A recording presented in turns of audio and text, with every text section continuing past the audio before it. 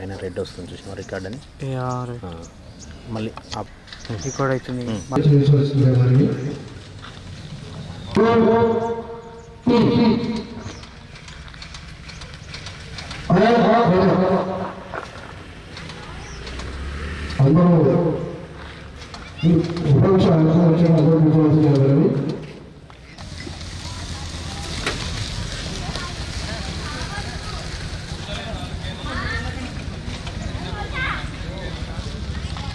సిటీలో ఉన్నారు.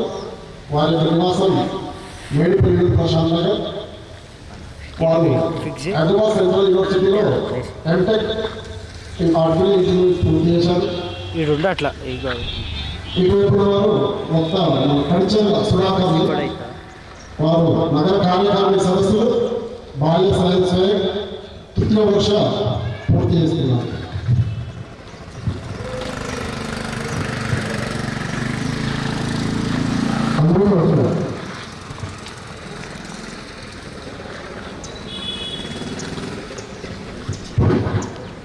స్వామి వివేకానంద ఇలా అన్నారు, ఈ ప్రపంచంలో ధన్యభూమి పుణ్యభూమి అనగలిగేది ఎక్కడ మానవ జాతి యొక్క ధైర్యము సాహసం దయ పవిత్రత మొదలగు సద్గుణాలు అత్యధికంగా వికాసం చెందినవు. అలాంటి దేశం ఏదైనా ఉందా అంటే అది కేవలం భారతం భూమి మాత్రమే.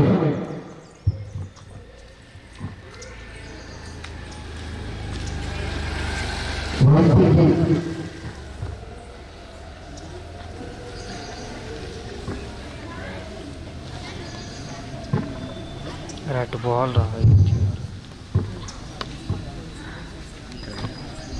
ఈ స్టాండ్. దేశం మనది నిజం నిజం మనకున్నది చాచయాచించే అవసరమేమున్నది, అంతకన్నా హీనమైన బ్రతుకింకేమున్నది. ఒకటే దేశం మనది నిజం నిజం, ఒక్కటే జాతి మనది అదే నిజం అదే నిజం. వాల్మీకి మనవాడే రాసెను రామాయణం, వ్యాసుండెవరో కాదు రాసె మహాభారతం. అష్టాదశ పురాణాలు అంతులేని గ్రంథాలు అందించిన ఋషులందరూ వందనీయులే మనకు. ఒకటే దేశం మనది నిజం నిజం, ఒక్కటే జాతి మనది అదే నిజం అదే నిజం. ప్రకృతిని శాసించిన పతివ్రత మూర్తులు తమ సర్వస్వాన్ని అర్పించిన త్యాగులు యోగులు బలిరే వీతరాగులెందరో. నములేవైనా వరి కులములెన్ని ఉన్నా వనంలో దేశం మనది నిజం నిజం, ఒక్కటే జాతి మనది అదే నిజం అదే నిజం. ముఖ్య అతిథి గారి సందేశం.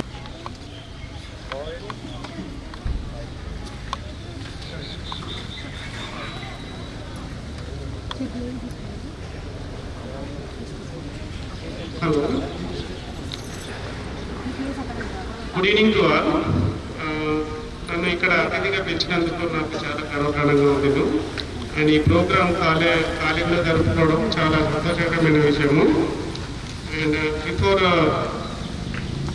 భౌతీయ బండి వీరన్న గారికి అండ్ తోటి మిత్రులకందరికీ నా యొక్క నమస్కారాలు. ఈ ప్రోగ్రాం పెట్టుకోవడం చాలా చాలా చాలా అంటే చాలా ఒక మంచి పరిదినంగా భావిస్తున్నాము. ఎందుకంటే ఎక్కడెక్కడో జీవిస్తుంటాము, చివరిగా మనం ఒక చోట ఉంటాము. ఏం చేసినా ఎక్కడున్నా దేశం కోసమే ఉంటాము, మంచి జరగాలని. దానికోసమని చెప్పి మనం ఇక్కడ అందరం ప్రతి చోట ఏదో ఒక రోజు ఏదో ఒక టైంలో మనం అందరం ఇట్లా ఒకటి చోట కలుసుకొని ఇలాంటి మంచి మంచి పనుల కోసం మనము కొన్ని చేస్తే బాగుంటుందని ఈ ఆర్ఎస్ఎస్ పెట్టడం జరిగింది అన్నట్టు. నవమి నాడు దసరా నాడు ఇప్పటికీ 100 సంవత్సరాలు అయిన కారణంగా మనం ఈ రోజుని మనము ఇట్లా కలుసుకోవడానికి చాలా సంతోషకరమైన విషయము. అయితే విజయదశమి యొక్క మనము చాలా ముందు మంచి పనులు చేసుకుంటూ నడవాలని భావిస్తూ అనుకుంటున్నాం. Thank you very much. ముఖ్య వక్త గారి సందేశం. పరమ పవిత్ర భగవద్గీత వేదిక పైన ఆశీర్వాదమైనటువంటి నేటి కార్యక్రమ ముఖ్య అతిథి డాక్టర్ జగన్నాయక్ గారు, ఈ యొక్క బస్తీ నుంచి వచ్చినటువంటి బస్తీ పుర ప్రముఖులు, మాతలు, ఆత్మీయ స్వయం సేవక బంధువులు, ఈరోజు మన విజయదశమి మనం నిర్వహించుకుంటున్నాం. అసలు శాఖలో విజయదశమి ఎందుకు నిర్వహించాలి అని చూసినట్లయితే మనందరికీ తెలుసు, పురాతన కాలంలో దేవతలకి రాక్షసులకి మధ్య నిరంతరం యుద్ధాలు జరుగుతుండేవి. కాబట్టి అనేక సందర్భాలలో అనేక ఉపాయాలతో రకరకాల రాక్షసుల్ని దేవతలు సంహరించడం జరిగింది. అట్లా ఎన్నో సంవత్సరాలలో వందల దృష్టాంతాలు ఉంటాయి మనకి. అందులో భాగంగానే మహిషాసురుడు అనేటటువంటి రాక్షసుడు దేవతల్ని పీడిస్తున్నటువంటి సందర్భంలో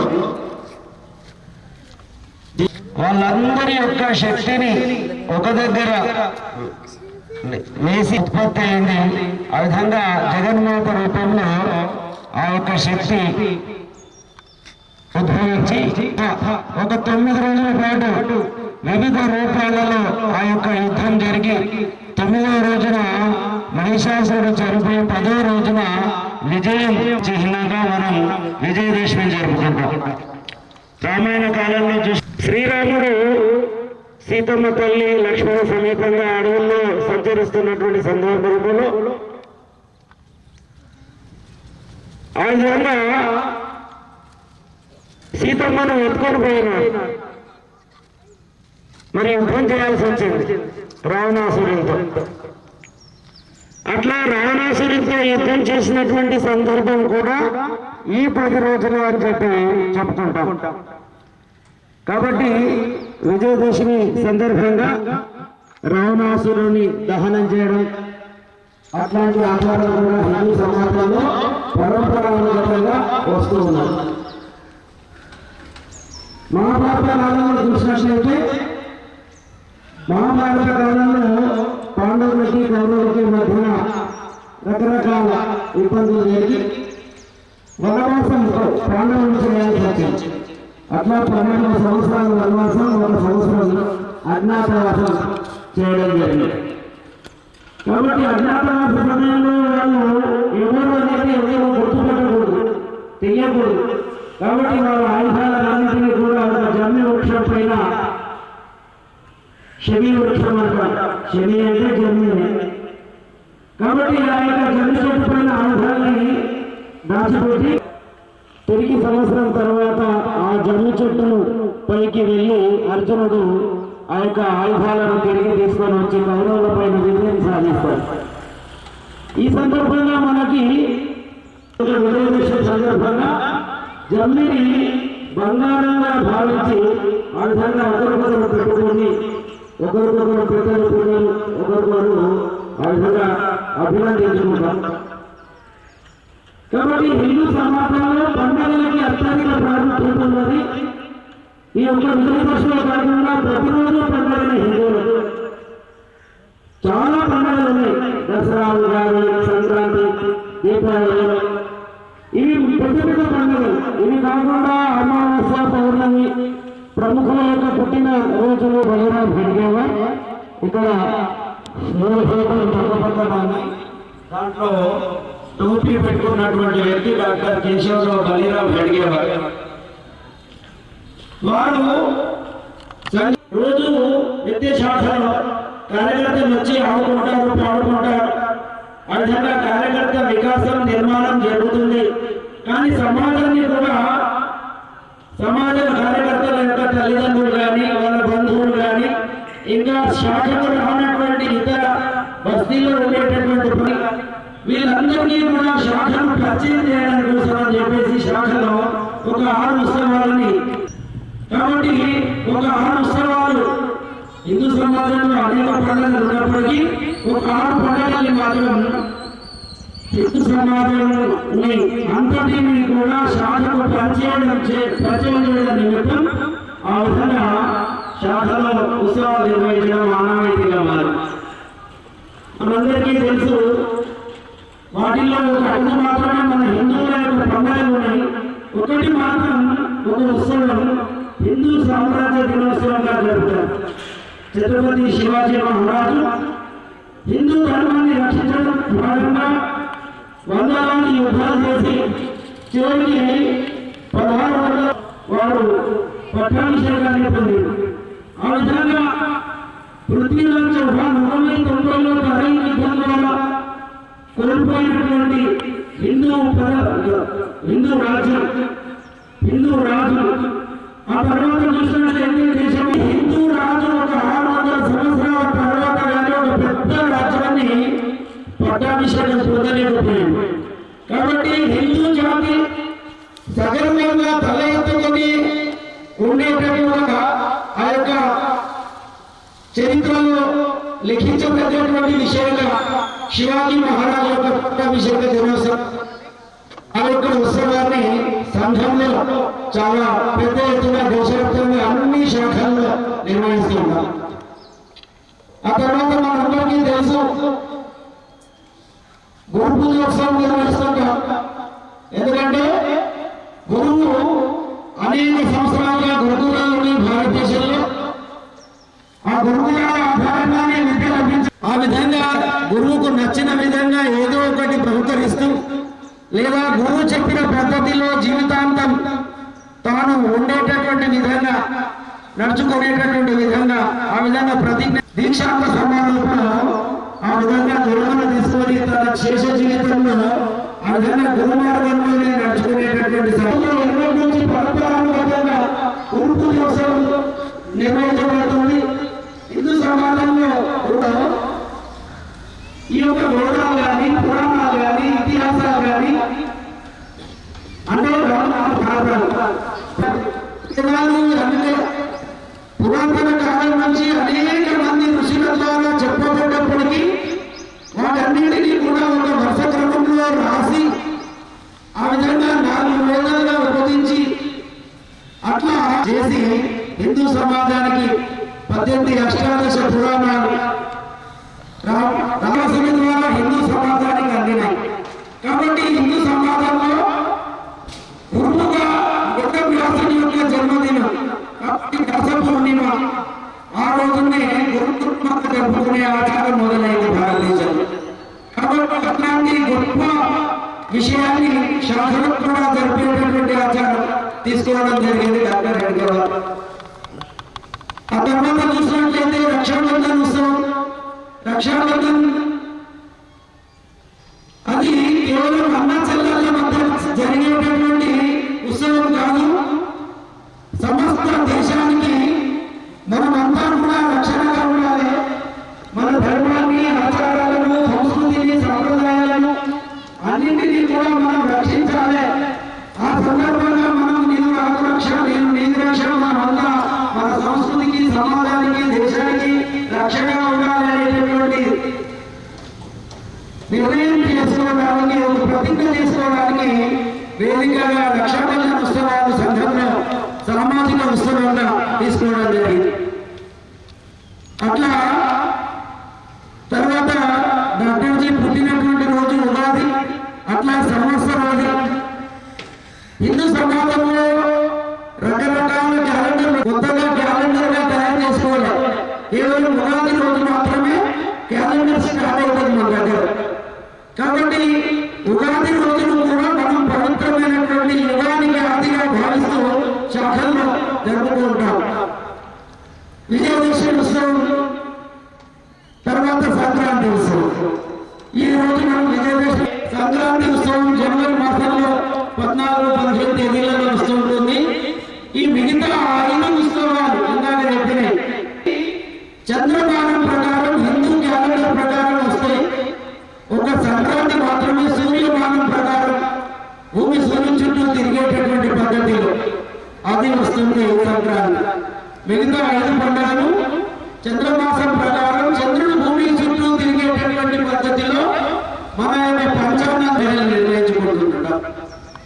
కాబట్టి ఇట్లా సమాజంలో ఒక పరివర్తన, సమాజంలో ఒక మార్పు తీసుకొని రావడానికి డాక్టర్ రెడ్డి గారు ప్రయత్నం చేశారు. అసలు సంఘాన్ని ఎందుకు ప్రారంభించారు అని అనుకున్నారు. ఇప్పుడు చెప్పిన నేను ఇక్కడ టోపీ పెట్టుకున్నటువంటి వ్యక్తి డాక్టర్ కేశవరావు సలహా బడిగేవారు. వారు 1889లో నాగ్పూర్ పట్టణంలో జన్మించడం జరిగింది ఉగాది రోజు. ఆ తర్వాత దినదిన ప్రవర్తమానమై అనేక విద్యలు నేర్చుకుంటూ 1906లో వందే మాతర ఉద్యమంలో పాల్గొని తన పనిలో నుంచి గెలివేయబడ్డాడు, బహిష్కరించబడ్డాడు. కాబట్టి ఆ విధంగా బాల్యం నుంచి అభ్యరమైనటువంటి దేశభక్తులుగా ఉన్నాడు. అనేక కార్యక్రమాలు విద్యార్థులను తాను లీడర్గా ఉంటూ చేయడం జరిగింది. వాళ్ళ మిఠాయి పంచితే ఆ యొక్క మిఠాయిని తీసి రోడ్డు పైన పడేశాడు మోడీలో. ఎందుకు ఆ విధంగా మిఠాయి పడేశాడని మన బాగా అడిగితే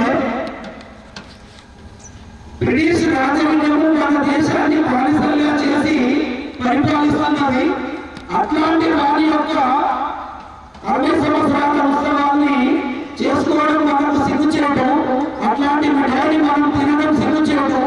కాబట్టి ఆ ఉత్సవం నాకు మనందరికీ కూడా వ్యతిరేకమైనటువంటిది. మనం బానిసలుగా ఉన్నట్టుగా తలవంచడం జరిగింది. కలకత్తాలో అనేక విప్లవ కార్యక్రమాల సంఘాలు ఉండేవి. వాటిలో సమితి, కాబట్టి అనుశీలన సమితిలో వారు చేయడం జరిగింది. వారి యొక్క భావాలకు అనుగుణంగా అందులో పనిచేయాలని నిర్ణయించుకున్నాడు. ఒకవైపు మెడిసిన్ చదువుతూనే అనేక వ్యాపారాలలో అనుశీలన సమితిలో పనిచేశాడు. అక్కడ పనిచేస్తున్నప్పుడు సీక్రెట్గా పేరు పెట్టుకుంటుంటారు ఉద్యోగాలు. కాబట్టి డాక్టర్ రెడ్డి గారికి కొకైన్ అనేటటువంటి సీక్రెట్ పేరు ఉండేది, రహస్య నామం. ఆ పేరు ఎందుకంటే వాళ్ళు బజార్లో సమాజంలో తెలియవారు. కాబట్టి డాక్టర్ రెడ్డి గారు లేదా కేశవరావు అని పిలుచుకునేవారు కాదు. ఎవరికైనా చెప్పాలనుకునే వాళ్ళని గురించి కొకైన్ అనే పేరుతో సీక్రెట్ నామంతో పిలుచుకునేవాళ్ళు అన్నమాట. కాబట్టి ఆ విధంగా అనేక సంస్థల్లో పనిచేశారు వారు. 1915లో వారి యొక్క మెడిసిన్ చదువు పూర్తయిన తర్వాత ఉద్యోగం బర్మాలో వచ్చింది. వారి ప్రొఫెసర్ చెప్పారు, బర్మాలో నీకు ఉద్యోగం వచ్చింది వెలుగు అవ్వడం లేదంటే నేను ఉద్యోగం చేయదలుచుకోలేదు. కాబట్టి మనము దేశ స్వతంత్రం కోసం పనిచేయాల్సినటువంటి అవసరం ఉన్నది.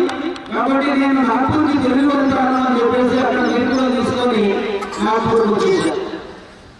అక్కడ నాగ్పూర్ పట్టణంలో అనేకమైనటువంటి దండయాత్రలు చేశారు.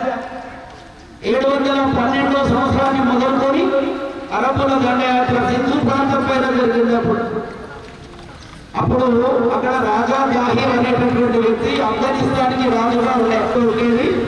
అక్కడ నుంచి దండయాత్రలు మొదలుకొని 1990 నాటికి అట్లా 13వ శతాబ్ది నాటికి దక్షిణ భారతదేశంలోకి వచ్చారు. అంతవరకు తర్వాత మన కల్చర్, సంస్కృతి, భాషలు అన్నీ నిర్లిప్తమైపోయి అట్లా. కాబట్టి ఇదంతా కూడా తెలుసుకున్నారు. ఆ తర్వాత 16వ శతాబ్దంలో బ్రిటిష్ వాళ్ళు వచ్చారు. ఈస్ట్ ఇండియా కంపెనీ అనే పేరుతో అన్ని దేశాలు యూరోప్ ఇంగ్లీష్ వాళ్ళే కాకుండా పోర్చుగీస్ వాళ్ళు ఈస్ట్ ఇండియా కంపెనీ పెట్టారు, ఫ్రెంచ్ వాళ్ళు ఈస్ట్ ఇండియా కంపెనీ పెట్టారు, జర్మన్లు ఈస్ట్ ఇండియా కంపెనీ పెట్టారు. తర్వాత పోర్చుగీస్ వాళ్ళు, ఫ్రెంచ్, డచ్, చివరికి బ్రిటిష్ వాళ్ళు పెట్టుకున్నారు. అట్లా భారతదేశంతో వ్యాపారం చేయడం కోసమని భారతీయ రాజుల్ని బుజ్జగించి మెల్లిమెల్లిగా ఇలాగా వాళ్ళు గోదాములు ఏర్పాటు చేసుకొని వ్యాపార నిమిత్తం మెల్లగా సైనిక సహకారం తీసుకొని ఆ విధంగా సైనికంగా డెవలప్ అయ్యి మెల్లిమెల్లిగా ఒక రాజుకు మధ్య ఇంకో రాజుకు యుద్ధం జరుగుతున్నప్పుడు వీళ్ళ సైన్యాన్ని అందుబాటులో ఉంచి ఒక రాజుకి ఆ విధంగా మెల్లిమెల్లిగా భూభాగాలను బ్రహ్మాండంగా పొంది అట్లా దేశంలో దాదాపు 1757 ఆ తర్వాత 1764 బక్సర్ యుద్ధం వరకు దాదాపు 50% భూభాగాన్ని బ్రిటిష్ వాళ్ళు హస్తగతం చేసుకోవడం జరిగింది. మిగతా 50% భూభాగాల్లో చిన్న చిన్న రాష్ట్రాలన్నీ పెద్ద మంది వచ్చి ఓడించారంటే మనలోని అనైక్యతనే కారణం అని చెప్పి వారు ఒక నిష్కర్షకు రావడం జరిగింది. అట్లా మరి సమాజాన్ని సంఘటితం చేయాలి అని అనుకున్నారు. 22, 23 వరకు కూడా జాతీయ కాంగ్రెస్ లో పనిచేశారు. కొంచెం రాష్ట్రానికి ఉండిపోయారు. అప్పుడు దేశంలో 8 రాష్ట్రాలు ఉన్నాయి. దాంట్లో మొత్తంగా సెంట్రల్ ప్రావిన్సెస్. దానికి డాక్టర్ హెడ్గే గారు కాంగ్రెస్కి జాతీయ కాంగ్రెస్కి అధ్యక్షుడిగా ఉండేవారు. కాబట్టి జాతీయ కాంగ్రెస్ లో పనిచేస్తూ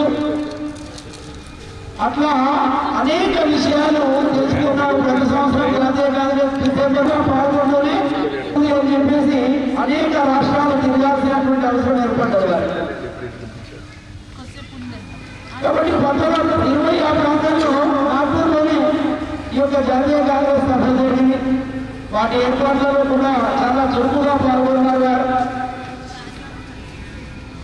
అట్లా కొన్ని అక్కడ ప్యారిస్ లో కూర్చొని ప్యారిస్ దాన్ని గెలిచిన దేశాలకి ఓడిపోయిన దేశాలకి మధ్యన జరిగింది.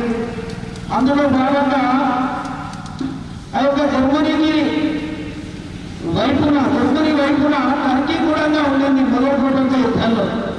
కాబట్టి టర్కీ ఓడిపోయిందో టర్కీ నవాబు టర్కీ సుల్తాన్. కాబట్టి ఖలీఫాను బ్రిటిష్ వారు గద్దెదించి 1919లో ముస్తఫా కమాల్ పాషా అని చెప్పేసి ఇంగ్లాండ్లో చదువుకున్నటువంటి ఒక గొప్ప ప్రజాస్వామ్య నాయకుడు అతన్ని ప్రధానమంత్రిగా బ్రిటిష్ పడి ఆ విధంగా ప్రజాస్వామ్య ప్రభుత్వం టర్కీలో ఏర్పడింది అని చెప్పి సంతోషించారు. ప్రపంచంలో ఎవరు ఎడమలేదు, అనేక ముస్లిం కంట్రీస్ ఉంది ప్రపంచంలో. అయినప్పటికీ భారతీయ ముస్లింస్ ఈ టర్కీ ఖలీఫాను అలాగే ఉంచాలి అని ఖిలాఫత్ ఉద్యమం చేశారు భారతదేశానికి. నిజంగా 1919లో ఖిలాఫత్ ఉద్యమం చేస్తున్నప్పుడు జాతీయ కాంగ్రెస్ ఖిలాఫత్ ఉద్యమానికి మద్దతు ప్రకటించింది.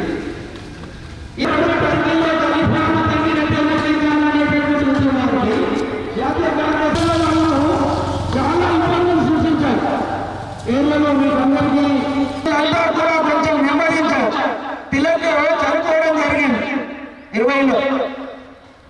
గాంధీజీ ఆధ్వర్యంలో జాతీయ కాంగ్రెస్ పనిచేయడం స్టార్ట్ అయింది 20 నుంచి. కాబట్టి ఆ సందర్భంలో ఈ మోప్రాలో జరిగినటువంటి హత్యాకాండను గాంధీజీ డాక్టర్ హెడ్గే గారు హిందూ సమాజం శక్తివంతం కానంత వరకు, హిందూ సమాజం తన కాళ్ళ మీద తాను నిలబడనంత వరకు హిందువులను ఎవరు రక్షించలేరు. ఎందుకంటే హిందూ సమాజం ప్రతి ఒక్కరు కూడా ఎవరంతకు వాళ్ళే సింగిల్ గా నా అంతకు నేనే అని అనుకుంటున్నారు. ఒక 10 మంది కలిసి 4 కలిసి ఎక్కడ కూడా ఒక తీర్మానం కానీ, ఒక ఉత్సవం కానీ, ఒక పని కానీ చేసేటటువంటి స్థితిలో లేదు. ఆ రోజుల్లో ఏం చెప్పబడేదండి అంటే 4 కలిసి ఒకే వరుసలో హిందువులు ఎప్పుడు నడుస్తారంటే కేవలం శవం పోయడానికి మాత్రమే 4 కలిసి నడుస్తారు. కాబట్టి ఆ విధంగా ఉన్నటువంటి హిందూ సమాజాన్ని ఐక్యమత్యం చేసి ఒకేసారి పైకి తీసుకొని రావడానికి ఆలోచించారు డాక్టర్ హెడ్గే. కాబట్టి హిందువులు ఎక్కడైనా ఐక్యమత్యం చెందుతారా అని చెప్పేసి నిరుత్సాహపరిచినటువంటి వాళ్ళే ఎక్కువ. ఇదంతా కుదరదని చెప్పేసి మంది తనతో ఏకీభవించినటువంటి వ్యక్తుల్ని, అట్లాగే కొంతమంది యువకుల్ని, చిన్నపిల్లల్ని 8th క్లాస్ చదివేటటువంటి వాళ్ళని తీసుకొని ఇంకా తాము హిందూ సంఘటన కార్యం ప్రారంభించాలని ఒక నిష్కర్షకు రావడం జరిగింది. ఏదైతే సంవత్సరంలో ఆ రోజున తన సొంత ఇంట్లోనే ఈ రాష్ట్రీయ స్వయం సేవక సంఘం అనేటటువంటి సంస్థకి బీజాలు పోయడం జరిగింది. ఇంకా అప్పటి నుంచి వారి జీవితంలో అనేక సంస్థల్లో పనిచేశారు. ఎప్పుడైతే రాష్ట్రీయ స్వయం సేవక సంఘం ప్రారంభించారో రాష్ట్రీయ స్వయం సేవక సంఘం ఆ ఇతర ఏ సంస్థల్లో కూడా వారు ఎక్కువగా పాల్గొనకుండా సంఘాన్ని హిందూ సంఘటన కోసమే దీన్ని నేను ప్రారంభించాలని నా కార్యం స్టార్ట్ చేశాను. కాబట్టి ఆ విధంగా 1925 ఇంకా పేరు కూడా ఏర్పడలేదు ఈ సంస్థకి. కేవలం సంఘటన మాత్రమే. వారం రోజు వాళ్ళు ఇళ్లలోనే కూర్చునేవారు, ఒక్కో వారం ఒక్కొక్కరి ఇంట్లో కూర్చునేవారు. రకరకాల సామాజిక విషయాలు, దేశంలో జరుగుతున్నటువంటి విషయాలు చర్చించుకునేవారు. ఇట్లా అయితే ముందు రోజు వచ్చిన యువకులకి, ఆ స్టూడెంట్స్ కి, విద్యార్థులకి కొన్ని 26 ఫిబ్రవరి ప్రాంతంలో మళ్ళీ అందరూ కూర్చొని నిర్ణయించి పేరు పెట్టారు. ఏం పేరు పెట్టుకున్నాం ఈ సంస్థకి అని చెప్పేసి రకరకాల అభిప్రాయాలు తీసుకొని అట్లా రాష్ట్రీయ స్వయం సేవక సంఘం అనే పేరుతో ఈ యొక్క సంస్థ 26 నుంచి నడవడం ప్రారంభించింది. మెల్లిగా ఒక శాఖలో ప్రతిరోజు నృత్యం జరిగే శాఖగా ఇది.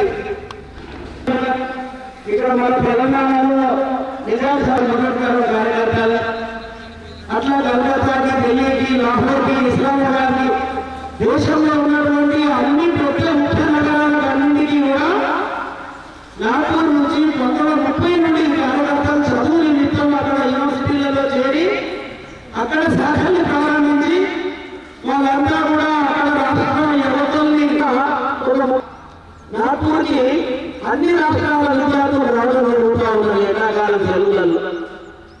మెల్లిమెల్లిగా 35 నుంచి ప్రచార వ్యవస్థ ప్రారంభమైంది. ఇట్లాంటి కాలేజీల్లో చదువుకుంటూ నడుస్తూ అట్లా దేశవ్యాప్తంగా ప్రచార వ్యవస్థ మెల్లిగా స్టార్ట్ అయిన తర్వాత అనేక రాష్ట్రాల్లో ప్రచారకుల్ని నియమించడం జరిగింది. ఆ విధంగా 1900 దేశంలోని అన్ని రాష్ట్రాలలో ప్రచారకులు ఉన్నారు, విద్యార్థి కార్యకర్తలు ఉన్నారు. ఇట్లా బయలుదేరినటువంటి విద్యార్థి కార్యకర్త 1930లో చదువుకోవడానికి బెనారస్ హిందూ యూనివర్సిటీకి వెళ్ళి ఉండే అక్కడ ప్రొఫెసర్గా ఉన్నటువంటి మాధవ సదాశివ గురువారు గారు, వారు అక్కడ దగ్గరతో ఉన్నటువంటి వ్యక్తి. వారు అక్కడ ప్రొఫెసర్గా ఉన్నారు 1928లో. కాబట్టి ఎంఎస్సీ పిహెచ్డి చేసి బెనారస్ హిందూ యూనివర్సిటీలో ప్రొఫెసర్గా ఉన్నటువంటి కార్యకర్తకి, ఆ యొక్క వ్యక్తికి ఆ యొక్క కంపెనీలో రాష్ట్రంలో వచ్చినటువంటి మంది ప్రొఫెసర్లకు అందించే వారు కూడా ఆ గదిలో నుంచి చూసినప్పుడు గ్రౌండ్ లో సాధన ఉంది. మాధవరావు అనేటటువంటి ఒక కార్యకర్త చదువు నిమిత్తం బెనారస్ హిందూ యూనివర్సిటీకి నాగపూర్ నుంచి వచ్చి అతను అక్కడ సాధన నడిస్తున్నాడు. కాబట్టి ఈ సంఘటనను గురించి కిటికీలో నుంచి చూసి వాళ్ళ దగ్గరకు వచ్చి పరిచయం చేసుకొని ఆ విధంగా తాను కూడా రోజు శాఖలో ఉండడం ప్రారంభించాడు. అట్లా 32 నుంచి శాఖలకు పరిచయమైన వ్యక్తి ఆ తర్వాత అనతి కాలంలోనే 33-34 ప్రాంతాల్లోనే వారు బెనారస్ పూర్తిగా తమ జీవితాన్ని మార్చుకోవడం జరిగింది. మెల్లిగా వారు 36 నుంచే ప్రచారంగా మారిపోయారు. అట్లా 37-38 ప్రాంతంలో వాళ్ళందరి యొక్క రకరకాల రాష్ట్రాలలో పనిచేయడం ద్వారా రాష్ట్రీయ స్వయం సేవక దేశవ్యాప్తంగా విస్తరించింది. 1940లో జూన్ మాసంలో మే మాసంలో జరిగినటువంటి శిక్షణకి దేశం నలుమూలల నుండి మా అనేక రాష్ట్రీయాన్ని చూస్తున్నాను. నా యొక్క తమ్ము చాలించడం దేశవ్యాప్తంగా పరుగులు చేస్తూ సంఘాన్ని అభివృద్ధిలోకి తీసుకొచ్చారు. వందలాది మంది ప్రచారకులు అప్పటికే ఉన్నారు. కాబట్టి వారు తమ చిట్ట చివరి ఉపన్యాసం ఆ యొక్క శిక్షణలోనే చెప్పారన్నమాట. ఇంకా నా తమ్ము సాధించేటటువంటి సమయం ఆసనమైనది. కాబట్టి నేను ఈ చిన్న భారతదేశాన్ని చూస్తున్నాను. అన్ని రాష్ట్రాల నుంచి కార్యకర్తలు ఇక్కడ వచ్చారు. మీరంతా ఈ హిందూ సంఘటన కార్యం. ఆ తర్వాత ఇమీడియట్ గా నెక్స్ట్ రోజు సరసంఘాలుగా గురూజీని నియమించడం జరిగింది. అప్పటికి గురూజీకి చాలా చిన్న వయసు. మిగతా పాత సీనియర్ కార్యకర్తలు ఉన్నారు సంఘంలో. 1925 నుంచి కార్యకర్తలుగా ఉన్న వాళ్ళు ఉన్నారు. గురూజీకి కేవలం 1940లో 33 సంవత్సరాలు మాత్రమే. అయినప్పటికీ గురూజీలో ఉన్నటువంటి క్షమతను గ్రహించినటువంటి డాక్టర్ హెడ్గేవార్ వారిని దేశవ్యాప్తంగా శాఖల యొక్క పెంపుదల అనేది బాగా జరిగింది. డాక్టర్జీ కాలంలో అన్ని రాష్ట్రాల్లోకి శాఖలు వెళ్తే గురు కాబట్టి వదిలిపెట్టిన వారి యొక్క ఇల్లు రాత్రంతా ప్రయాణం, పగలంతా పర్యటన, ఈ విధంగా వారి జీవితం జరిగింది 33 సంవత్సరాల పాటు, 1940 నుండి 73 వరకు.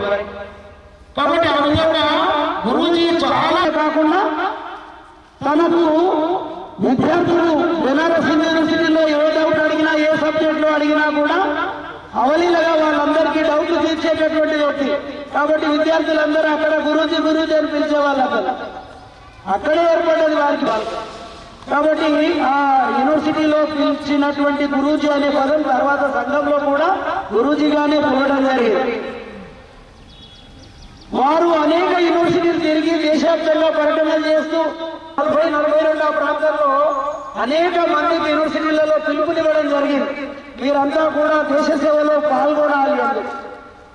అట్లా చాలా మంది కొత్త ప్రచారకులు గురూజీ ఆధ్వర్యంలో 1942, 43, 44, 45 ఈ రెండో ప్రపంచ యుద్ధం ముగిసే వరకు కొత్త ప్రచారకులు వందలాదిగా రావడం జరిగింది. తమ యొక్క పిహెచ్డీలు, ఎంఎస్సీలు యూనివర్సిటీలలో పూర్తి చేసుకొని, తమ పిఓలు, డిగ్రీలు పూర్తి చేసుకొని ఆ విధంగా ప్రచారకులుగా వచ్చారు. అట్లా వచ్చినటువంటి తరంగా వచ్చారు. అట్లా చాలా మంది కార్యకర్తలు, మనకు తెలిసిన పేరు కూడా నోటంకించాను నేను. 47 ఆగస్టు 15వ తేదీన స్వతంత్రం తర్వాత ఇంకా సంఘాన్ని బాగా విస్తరించాలి అని అనుకునేటప్పుడే ఒక పెద్ద శరాఘాతం జరిగింది సంఘానికి. అది గాంధీజీ యొక్క హత్య రూపంలో జరిగింది. 1948 జనవరి 30వ తేదీన గాంధీజీని హత్య చేయడం జరిగింది. దీంతో హిందుత్వ సంస్థలో గాంధీజీ హిందుత్వ సంస్థలు కొన్ని ఉండే ఆ రోజుల్లో వాటన్నిటిపైన నిషేధం విధించడం జరిగింది. కాబట్టి ఆ నిషేధాన్ని ఎదుర్కోవడానికి బాగా పోరాటం చేశారు.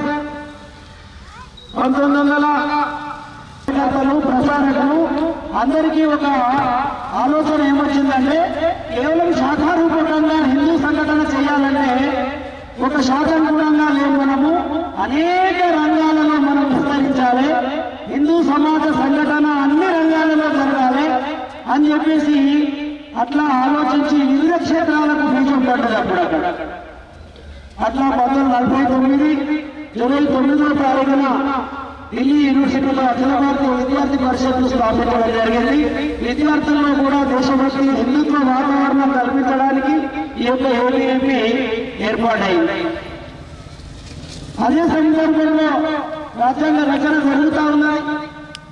1946 డిసెంబర్ 9వ తారీఖు నుండి 1949 నవంబర్ 26 వరకు రాజ్యాంగం రాయడం జరిగింది.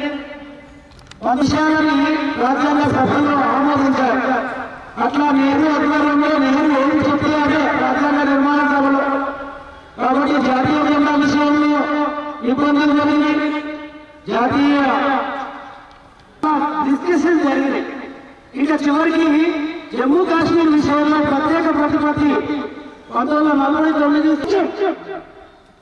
జాతీయ కాంగ్రెస్ ఆధ్వర్యంలో వాళ్ళంతా హిందూస్ చెప్పినటువంటి విషయంలో నెహ్రూకు వ్యతిరేకంగా ఎవరు మాట్లాడడానికి సాధించని కారణంగా జమ్మూ కాశ్మీర్కి ప్రత్యేక ప్రతిపత్తి ఇవ్వడం జరిగింది. ఒకే ఒక సభ్యుడు ఇంటీరియర్ గవర్నమెంట్ అప్పటికే ఉంది, దాంట్లో మధ్యంతర ప్రభుత్వంలో మంత్రిగా ఉన్నటువంటి శ్యామ్ ప్రసాద్ ముఖర్జీ, అతను నెహ్రూతో విభేదించడం జరిగింది జమ్మూ కాశ్మీర్ విషయంలో. ఈ యొక్క 2 జెండాలు, 2 ప్రభుత్వాలు, 2 రాజ్యాలు ఆకుపచ్చని జెండాను ఎగిరేసుకోవచ్చు. ఇట్లా విధంగా ప్రత్యేక ప్రతిపత్తి టోటల్ గా ఒక సపరేట్ రాజ్యమే అనేటటువంటి విధంగా జమ్మూ కాశ్మీర్ కి ప్రత్యేక ప్రతిపత్తి రాజ్యాంగంలో కల్పించడం జరిగింది. దీన్ని విభజించినటువంటి శ్యామప్రసాద్ ముఖర్జీ తన మంత్రి పదవికి రాజీనామా చేసి ఇంకా బాగా ఆలోచించాడు. నేను హిందుత్వ సిద్ధాంతాల ఆధారంగా దేశ సంస్కృతి సాంప్రదాయాలను, దేశ అఖండతను, దేశ సార్వభౌమత్వాన్ని ఒక పార్టీ పైన నడిపించేటటువంటి విధంగా ఒక రాజకీయ పార్టీని స్థాపించాలనుకుంటున్నా. చేరుకొని గురూజీతో సంప్రదించారు. నేను కొంత రాజకీయ పార్టీ ప్రారంభించిన మంది కార్యకర్తలు జైళ్లలో ఉన్నారు ఈ నిషేధ సమయంలో. కాబట్టి వాళ్ళందరికీ ఆలోచన ఉన్నది. ఇట్లా రకరకాల వివిధ క్షేత్రాలు అప్పటికే విద్యార్థి రంగంలో పని ప్రారంభమైంది. రాజకీయ రంగంలో కూడా హిందుత్వ వాతావరణంతో పని ప్రారంభిస్తే బాగుంటుంది అని చెప్పి చాలా మంది ప్రచారకులు అనుకుంటున్నారు. శాస్త్రపాల్ ముఖర్జీ నాగ్పూర్కి చేరుకున్నాడు అనుకున్నది అతను చెప్పింది రెండు ఒకే విధంగా మేళవించి అట్లా భారతీయ జనసంఘ రూపకల్పనకి దారితీసింది. అట్లా 1950 నవంబర్ మాసంలో భారతీయ జనసంఘ యొక్క ఆధ్వర్యంలో ఢిల్లీలో పెద్ద సదస్సు మీటింగ్ పెడితే అన్ని రాష్ట్రాల నుంచి ఒక్కొక్క ప్రచారం ఇవ్వడం జరిగింది. స్వయంగా దీన్ దయాళ్ వ్యక్తుల్ని విభాగ స్థాయి ప్రచారకులని వాళ్ళందరినీ కూడా జనసంఘకి అప్పచెప్పడం జరిగింది. దాదాపు అట్లా బాలరాజ్ మాథూర్ జనసంఘ అట్లా శ్యామప్రసాద్ ముఖర్జీ అధ్యక్షుడిగా దీన్ దయాళ్ ఉపాధ్యాయ అనుకూలమైనటువంటి పద్ధతిలో రాజకీయ క్షేత్రం ఏర్పడాలి అనేటటువంటి ప్రచారకుల కొంతమంది ప్రచారకుల యొక్క ఆకాంక్ష దీంతో నెరవేరిందనమాట. మెల్లిమెల్లిగా శిశు మందిరాలు స్థాపించబడి 1952 నుండి విద్యార్థుల్లో దేశభక్తి నింపాలి చిన్నప్పటి నుంచే. 1962 అట్లా 52 నుంచి అనేక రాష్ట్రాల్లో శిశు మందిరాలు స్థాపించడం జరిగింది. ఉత్తరప్రదేశ్లో మొదలుకొని అట్లా తెలంగాణకు వచ్చే కల్లా 1970 ప్రాంతాల్లో 69 ప్రాంతాల్లో బాంబులు తయారవుతాయి. ఈ DRDO లాంటి సంస్థలు లేవు అప్పటికి. కాబట్టి దేశంలో కొంత మాత్రమే, ఎందుకంటే మన దేశం పైకి ఎవరు దాడి చేస్తారని చెప్పేసి నేను శాంతి కర్మోత్తం ఎక్కడ పోతే అక్కడ నేను ఆ యొక్క పౌరాలను వదులుతూ ఉంటాను శాంతికి చిహ్నంగా. మా దేశం పైన ఎవరు యుద్ధం చేస్తారని చెప్పేసి నెహ్రూ గారు ఆ విధంగా సైనిక సామాగ్రిని పెంచుకోలే. కేవలం తుప్పుకొట్టినటువంటి ఆయుధాలు మాత్రమే ఉన్నాయి. ఈ సందర్భంలో కొంచెం ఉత్పత్తి అయ్యేటటువంటి మందుగుండు కూడా సైనికులకు లభించకుండా, బాంబులు కూడా సైనికులకు లభించకుండా ఆ యొక్క సైనికుల ఆయుధాలు తయారయ్యేటటువంటి ఫ్యాక్టరీలలో ఈ CITU, AITs ఇట్లాంటి సంస్థలు ధర్నాకు స్ట్రైకులకు పిలుపునిచ్చి ఉత్పత్తి జరగకుండా, మిలిటరీకి ఆ యొక్క సరుకు అందకుండా అక్కడ మిలిటరీ బార్డర్లో 5,000 మంది చనిపోవడానికి కారణమయ్యారు. కాబట్టి ఇట్లాంటి పరిస్థితిని నాగ్పూర్లో ఆ తర్వాత జరిగినటువంటి సంవత్సర సభలలో మీటింగ్లలో ఆలోచించడం జరిగింది సీనియర్ ప్రచారకులు, కార్యకారిణి. మరి కార్మిక రంగంలో కూడా మన సంస్థ ఉంటే బాగుంటుంది కదా అని చెప్పేసి అప్పుడు అఖిల భారత కార్యవర్గం ఉన్నటువంటి దత్తోపంత్ ఠేంగ్డే వారిని BMS స్థాపించడానికి కోసం అని 1964లోనే పంపినప్పటికీ నేను ఎంబడే స్థాపించిందని ఒక 2 సంవత్సరాలు కమ్యూనిస్ట్ ఆర్గనైజేషన్లోకి వెళ్ళి పని నేర్చుకుంటా ముందు ఆ విధంగా నేను స్థాపిస్తా అని చెప్పేసి వారు ప్రపంచవ్యాప్తంగా అనేక మంది అనేక దేశాలలో హిందువులు ఉన్నారు. హిందువులు ఎందుకు ఉన్నారు అసలు? అనేక దేశాల్లో వెస్టిండీస్లో కానీ, సౌత్ ఆఫ్రికాలో కానీ, లేకపోతే అనేక బ్రిటిష్ పరిపాలించినటువంటి ద్రవ్యస్తమితని బ్రిటిష్ సామ్రాజ్యం అన్నాం కదా. కాబట్టి వాళ్ళ యొక్క దేశం యొక్క భూభాగాలు ఎక్కడెక్కడైతే ఉన్నాయో ఆ భూభాగాలలో చాలా చోట్ల చిన్న చిన్న ఫిజీ లాంటి దేశాలలో కూడా హిందువుల జనాభా అత్యధికంగా ఉంది. అనేక దేశాల్లో చాలా దేశంలో అందరం ఒకటే హైందవ సోదర సర్వే నా హిందువు పతితో భరో, ఏ హిందువు పతితుడు కాడు, హిందువులందరూ సోదరులే అనేటటువంటి సూత్రాన్ని పెజావర్ స్వామి ఆధ్వర్యంలో 1966లోనే ఆ యొక్క ఉడిపి ఆశ్రమంలో ధర్మాచారులందరినీ సమ్మేళనం చేసి అక్కడ విశ్వ హిందూ పరిషత్ని ఏర్పాటు చేయడం జరిగింది. కేవలం విశ్వ హిందూ పరిషత్ భారతదేశంలోనే కాకుండా ఇందాక చెప్పినట్లు బ్రిటిష్ ప్రభుత్వం భారతదేశాన్ని పరిపాలించే రోజుల్లో వాళ్ళు కొల్లగొట్టినటువంటి భూభాగాలు ప్రపంచవ్యాప్తంగా ఎక్కడెక్కడైతే ఉన్నాయో యూరోప్లో కానీ, ఆఫ్రికాలో కానీ, మధ్య అమెరికాలో కానీ, వెస్టిండీస్ లాంటి దేశాలు, ఈ ఆస్ట్రేలియాకు పైన ఫిజీ లాంటి దేశాలలో కానీ దాదాపు 60 దేశాలలో ఆ విధంగా హిందువుల జనాభా ఉన్నారు.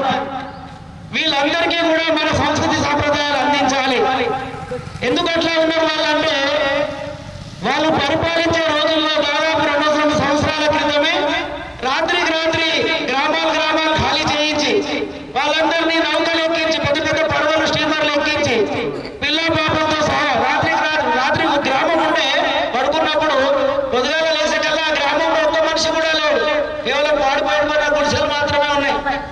వాళ్ళ చెంబులు తలలు అన్ని తీసుకొని పడవలు ఎక్కించారు సముద్ర తీర గ్రామాలలో. అట్లా వందలాది గ్రామాలు ఖాళీ చేయించి ఎక్కడ పోతున్నారో తెలియదు ఆ సముద్రంలో ఏదో ఒక ద్వీపంలో తీసుకొచ్చి వాళ్ళని భర్తీ చేసేవారు. అట్లా అక్కడ వాళ్ళ యొక్క చెరుకు తోటల్లో వాళ్ళ యొక్క గనులలో పనిచేయించడానికి బ్రిటిష్ ప్రభుత్వము ఇక్కడ ఉన్నటువంటి హిందువులను తరలించింది. ఆ విధంగా ఇవాళ వెస్టిండీస్ లో కానీ, సౌత్ ఆఫ్రికాలో కానీ, కెన్యాలో కానీ, ఈ యొక్క ఫిజీలో కానీ హిందువుల యొక్క జనసంఖ్య ఉంది. వాళ్ళందరినీ పట్టుకోవాల్సినటువంటి అవసరం ఉన్నది. వాళ్ళలో మన యొక్క కల్చర్ ని తిరిగి నిర్మాణం చేయాల్సినటువంటి అవసరం ఉన్నది. అందుకని చెప్పేసి విశ్వ విభాగం ఏర్పాటు చేసి ఆ విధంగా ప్రచారకులను కొంతమందిని అక్కడికి పంపించి విశ్వ హిందూ పరిషత్ ఆధ్వర్యంలోనే మొదటగా జరిగినప్పటికీ ఆ తర్వాత కెన్యాలో కొంతమంది స్వయం సేవకులు శాఖల్ని ప్రారంభించి రాష్ట్రీయ స్వయం సేవకులు కాకుండా హిందూ స్వయం సేవక సంఘం చెప్పేసి ప్రపంచవ్యాప్తంగా దాదాపు 60 దేశాలలో ఇవాళ శాఖలు జరుగుతున్నాయి. రాష్ట్రీయ స్వయం సేవక సంఘం హిందూ స్వయం సేవక సంఘం అనే పేరుతో విదేశాలలో పనిచేస్తాం. అక్కడ విశ్వ హిందూ పరిషత్ కార్యకర్తలు కూడా పనిచేశారు. కాబట్టి ఈ విధంగా దేశవ్యాప్తంగా ఏదైతే డాక్టర్జీ అనుకున్నాడో ఈ యొక్క దేశాన్ని పరమైభవ స్థితికి తీసుకొని రావాలి అని చెప్పేసి ఏదైతే కథలు కన్నాడో కేవలం శాఖాదారుగా కాకుండా అనేక సంస్థల్ని, వివిధ క్షేత్రాల్ని స్థాపించడం ద్వారా ఏ రంగంలో అవసరమైతే ఆ రంగంలో అట్లా అఖిల భారత స్థాయిలో ఇప్పుడు దాదాపు 100 వరకు సంస్థలు ఉన్నాయి. మనందరికీ తెలుసు సంస్కృత భారతి పనిచేస్తుంది. పుట్టగొడుగులాగా ఏర్పాటు చేయించి కొందరు శాఖల్లో తయారైనటువంటి కార్యకర్తలు పరమైభవం నేతు మేధస్వ రాష్ట్రం అనేటటువంటి నానుడిని తమ జీవితంలో ఆపాదించుకొని ఆ విధంగా వాళ్ళే సొంతంగా కొన్ని సంస్థల్ని ప్రారంభించారు. అవన్నీ కూడా దాదాపు కలిస్తే ఒక 300 వరకు సంస్థలు ఇవాళ రాష్ట్రీయ స్వయం సేవక సంఘం యొక్క అధికారికంగా కానీ కార్యకర్తల ద్వారా కానీ పనిచేస్తున్నటువంటి వివిధ క్షేత్రాలు ఇవాళ ఉన్నాయి. సమాజంలోని అన్ని రంగాలలో స్పృశించేటట్టుగా ఈ యొక్క సంస్థలు కూడా పనిచేస్తున్నాయి. కాబట్టి అట్లా డాక్టర్జీ ఏదైతే ఆలోచించారో సంపూర్ణ సమాజ సంఘటన ఆ విధంగా సమాజ మహమ్మదీయ సూత్రాలు రాజకీయాలు ఏదైతే ఉచ్చమైనటువంటి స్థితిలో ఉన్నామో మనందరం చిన్నప్పటి నుంచి చదువుకుంటాం. బంగారం వజ్రాలు మానికాలు రత్నాలు పర్వాలు బజార్లో రూపకాలాగా పోసి అమ్ముకునేవాళ్ళు. ఈ దేశంలో అంత సంపద ఉండేది. బంగారం పెంచకుండా లేకుండా రత్నగర్భంగా ఈ దేశాన్ని పెంచేవాళ్ళు. కాబట్టి అటువంటి స్థితి భారతదేశానికి తిరిగి రావాలి. అదే అన్నమాట. ఎందుకంటే అనేకమంది ఋషులు అనేక ఉన్నటువంటి పరిశోధనలు చేశారు ఈ దేశంలో. అనేక యూనివర్సిటీలు 36 యూనివర్సిటీలు ఉండేవి. నాలంద, తక్షశిల, అహోబిల, నాగార్జున ఇట్లాంటి పేర్లతో 36 యూనివర్సిటీలు ఈ ఇస్లాం భారతదేశంలోకి ఎంటర్ కాకంటే ముందే ఉన్నాయి. కాబట్టి ప్రపంచానికి జ్ఞానం విషయం జరిగినటువంటి మనమంతా కూడా ఈ వివిధ క్షేత్రాలలో కేవలం సంఘ కార్యకర్తలే కాకుండా సంఘం కూడా శక్తి ఉత్పత్తి కేంద్రం. సంఘంలో పవర్ నిర్మాణం అవుతుంది. ఈ 300కు పైగా ఏవైతే వివిధ క్షేత్రాలు ఉన్నాయో వాటన్నింటికీ కూడా సంఘంలో ఉత్పత్తి అయినటువంటి శిక్షాదానం పూర్తి చేసుకున్నటువంటి కార్యకర్తల్ని అందించి ఆయా రంగాలలో వారి యొక్క పని తీసుకోవడం ద్వారా ఆ యొక్క సంస్థల్ని పరిపుష్టం చేయడం, ఆ విధంగా హిందూ సమాజాన్ని ఈ పరమమైన పరిస్థితికి తీసుకొని రావడం కోసం ఈ వివిధ క్షేత్రాలన్నీ కూడా ఏర్పాటైంది. మరి ఈ మధ్య కాలంలో సంఘంతో అనేక రంగాలలో ఇంకా విస్తరించాలి అని చెప్పేసి పరంపూజనీయ డాక్టర్ ప్రస్తుత సత్సంగ పాలక్ మోహన్జీ భాగవత్ గారు సూచిస్తున్నారు. కాబట్టి వారు ఒక హిందూ సమాజం మొదట ఒక లక్ష్యాన్ని పెట్టారు, పంచ పరివర్తన అని చెప్పి. అన్ని రంగాలలో హిందూ సమాజం ఎదగడం, దాంతోపాటు ఈ 5 విషయాలు ప్రతి కార్యకర్త నిర్వహించాలి. ఆ విధంగా హిందూ సమాజాన్ని పరిపుష్టం చేయాలి. కుటుంబ ప్రబోధన అని చెప్పేసి, అట్లాగే స్వదేశీ విధానాలను ఆచరించడం అని చెప్పి, అట్లాగే సామాజిక సమరసతను పెంపొందించడం అని, అట్లాగే స్వదేశీతో పాటు ఇతర అనేక రంగాలలో ఈ యొక్క పంచ పరివర్తనని సాధించాలని చెప్పి పర్యావరణం దృష్టిలో పెట్టుకోమన్నారు. దీంట్లో ఒక 2-3 విషయాలు నేను చెప్పి ముగించే ప్రయత్నం చేస్తాను. కాబట్టి సామాజిక మార్పు ద్వారానే హిందూ సమాజ సంఘటన ఏర్పాటవుతుంది. పూర్వకాలంలో 100 సంవత్సరాల క్రితం చూసినట్లయితే గ్రామాలలో చాలా ప్రబలంగా అంటరాంతరం ఉండేది. అట్లాంటి రోజుల్లోనే సంఘాన్ని ప్రారంభించారు. మొదటి తరం కార్యకర్తలంతా ఉన్నత కుటుంబాలలో నుంచే ప్రచారకులుగా వెళ్ళినటువంటి వ్యక్తులు. వాళ్ళంతా కూడా సంఘం యొక్క ట్రైనింగ్ ద్వారా, సంఘంలో అభ్యసించినటువంటి విధానాల ద్వారా ఆ ప్రచారకులు ఏ ఊరికి వెళ్ళినా కూడా అక్కడ గుడిసెల్లో నివసిస్తున్నటువంటి కార్యకర్తలుగా దగ్గర కానీ ఎలాంటి ఉచ్చనీచ భావాలు లేకుండా, తారతమ్యాలు లేకుండా అందరినీ సమాజంలో హిందువులుగా గుర్తించి అందరినీ కలుపుకొని పోయి ఆ విధంగా హిందూ సమాజ సంఘటనను క్రింది స్థాయి నుంచి జరపాలి, ఉన్నత స్థాయిలో సమాజ సంఘటన సాధించడం సాధ్యమవుతుంది. చదువుకున్న వాళ్ళు ఉంటారు. ఎక్కడైతే గ్రామీణ ప్రాంతాల్లో అంటరానిగా వారిగా పరిగణించబడేటటువంటి, అట్లాగే అటవీ క్షేత్రంలో గిరిజనులుగా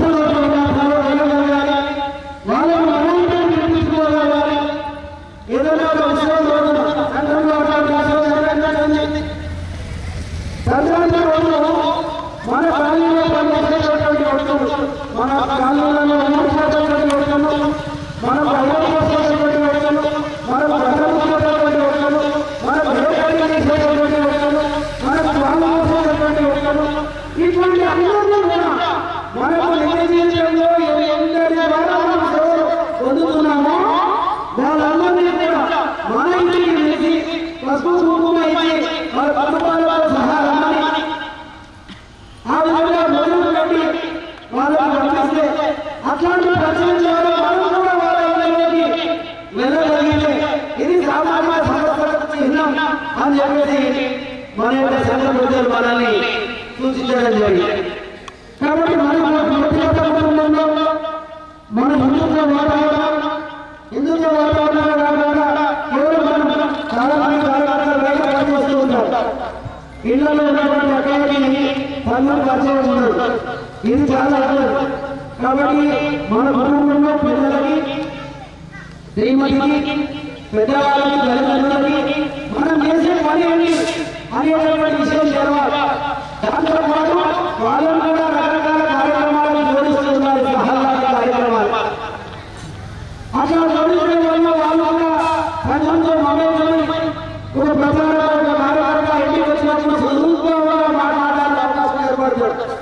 కాబట్టి కుటుంబ ప్రబోధనలో భాగంగా మన పిల్లలకి కూడా మంచి సంస్కారం, మంచి విద్య, సమాజంలో హిందూ సంఘటన కోసం విభాగాలు ఉన్నాయి, ఏ విధంగా హిందూ సమాజం ఇబ్బందికి గురవుతుంది అనేటువంటి విషయాలు లక్షలాది మంది అమ్మాయి ఇవాళ హిందుత్వాన్ని వదిలి వెళ్ళిపోతున్నారు.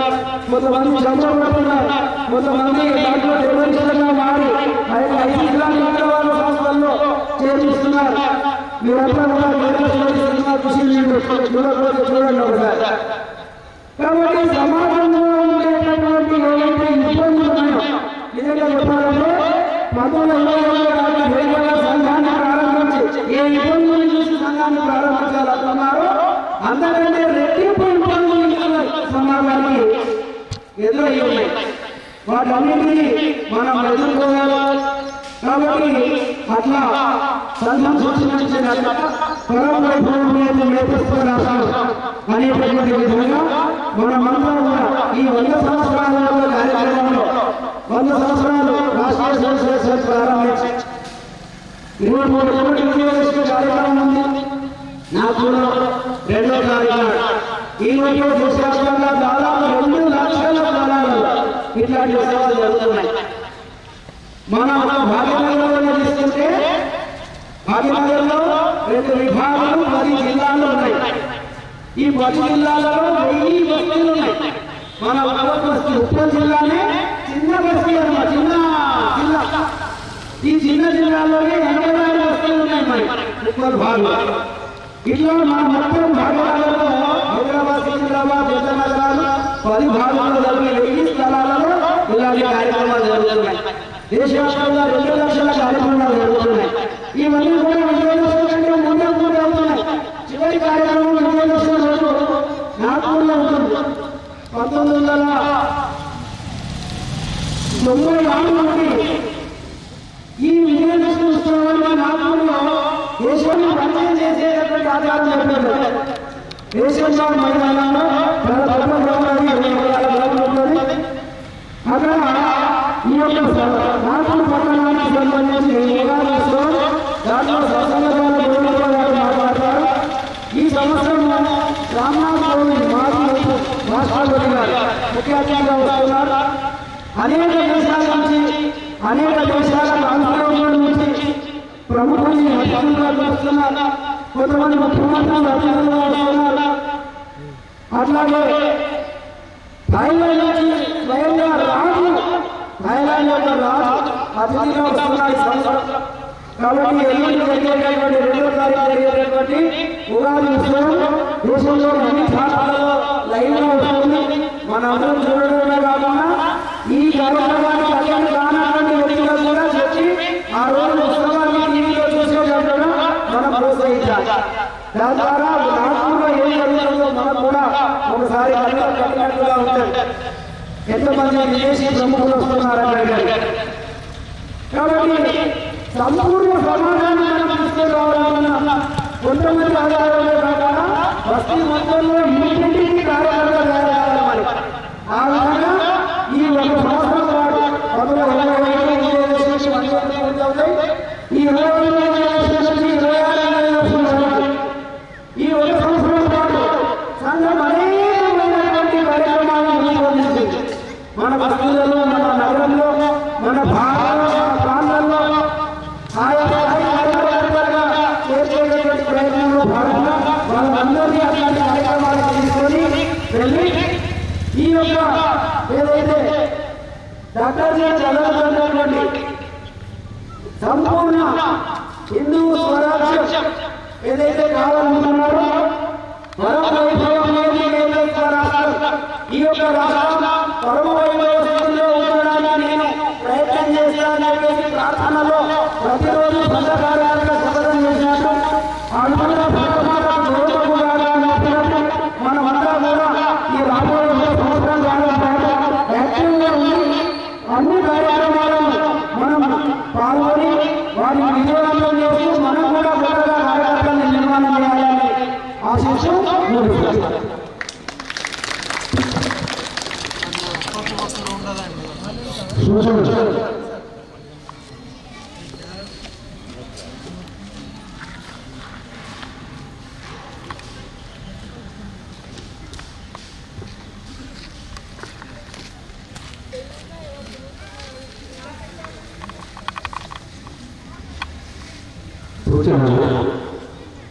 వేదికకు ఎదురుగా జాతీయ సాహిత్యం ఉంది, గమనించగలరు.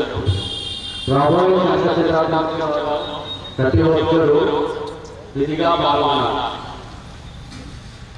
నవంబర్ 22 నుంచి డిసెంబర్ 15 వరకు జనజాగరణ కార్యక్రమాలు బస్తీ వారీగా జరుగుతాయి. జనవరి 1 నుండి ఫిబ్రవరి 15 వరకు నెల్లూరు 94 బస్తీ వారీగా జరుగుతాయి.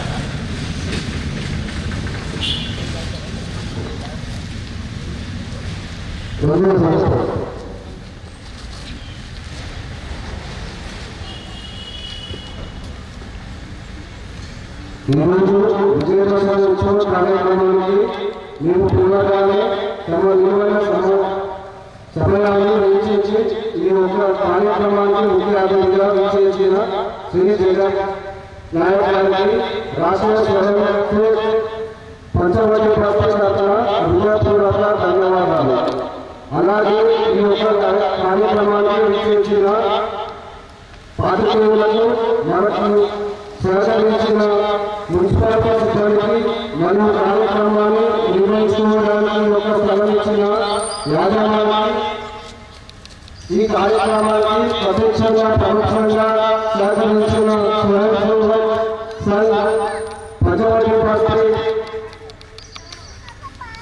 వారి తరఫున ధన్యవాదాలు.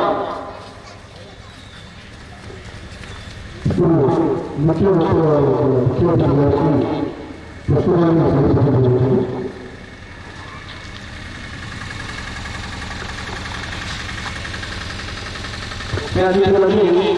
ఒక పుస్తకం మన యొక్క బస్తీ తరఫున బస్తీ రాష్ట్రీయ సంస్థ తరఫున గవర్నమెంట్ జరుగుతున్నది.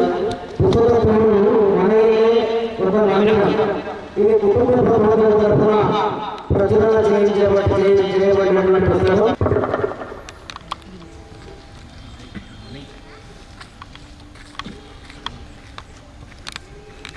ముఖ్యేశ్వర ఆకాశం ఉంది. అందరూ ముఖ్యేశ్వర స్వామి గారి తర్వాత ప్రార్థన కాసం ఉంటుంది. సంఘ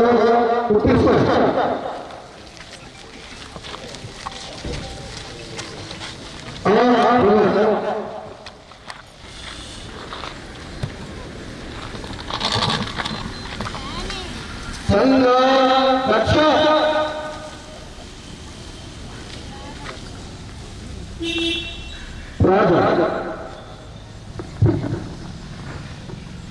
నమస్తే సదా వత్సలే మాతృభూమే నమస్తే సదా వత్సలే మాతృభూమే త్వయా హిందూభూమే సుతో వర్ధితోహం త్వయా హిందూభూమే సుతో వర్ధితోహం మహామంగళే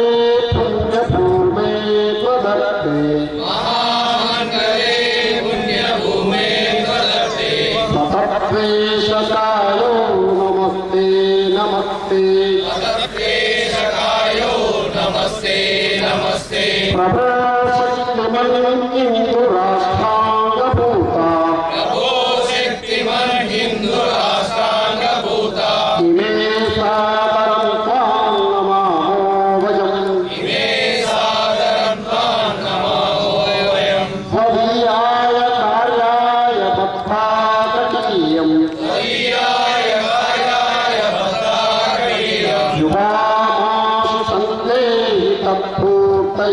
శుభామాసి సందేహి తత్పూర్తయే అజయ్యాచ విశ్వస్య దేహి సశక్తిం సుశీలం జగద్దేన నమ్రం భవేత్ శృతం చైవ యత్కం తథా కీలమాగం స్వయం స్వీకృతం కారయేత్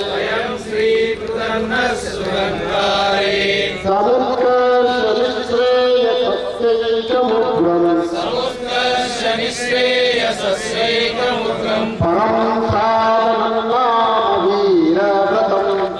సాధనం నామ వీరవ్రతం తదర్థ పురత్వక్షయాధ్యేయనిష్ఠా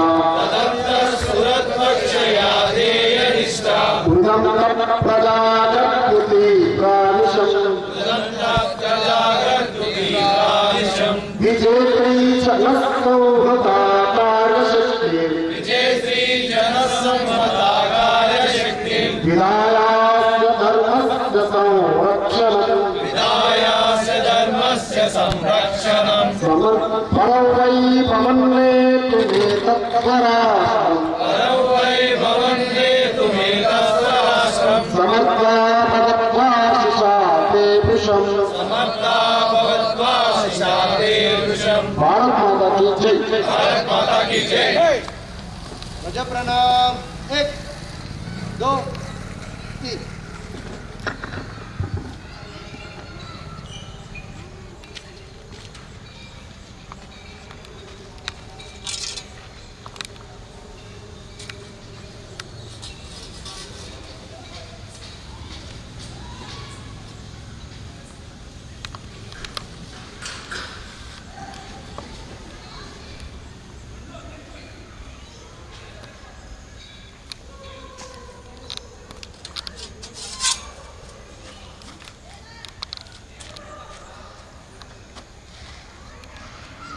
సంఘ వీర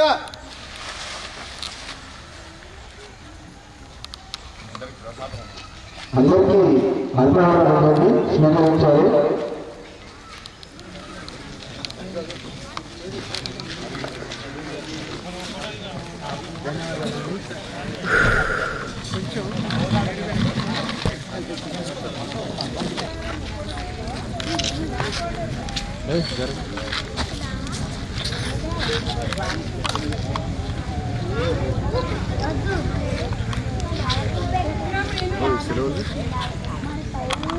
ఉంది.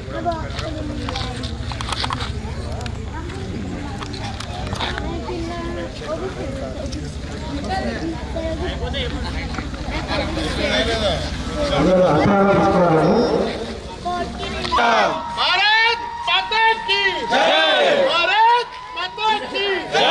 అలా తీయాలి.